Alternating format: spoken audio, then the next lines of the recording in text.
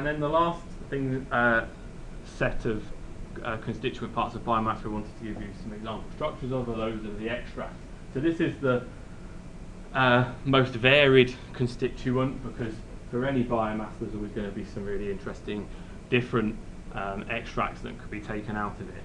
As I say here, these are typically only present in very small quantities, very species specific, often very seasonal, and also their quantity in biomass can be altered by pressures put onto the plant. So maybe lack of sunlight, too much or too little water often change the composition of these extracts.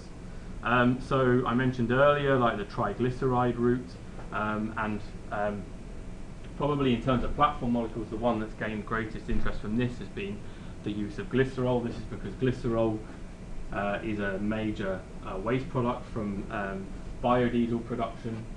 Actually, the chemical industry already has a well-established terpene sector, and this is primarily for flavour and fragrances, and they really do some quite interesting stuff with terpenes that are produced as a waste resource, primarily from the pulp and paper industry.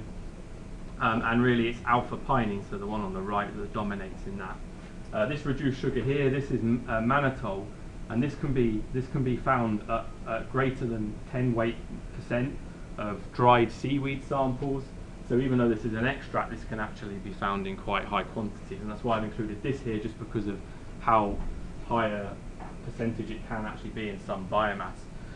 These hydroxy acids are actually, I'm probably lying a little bit here, because where these have come from are from polyhydroxy alkanoates.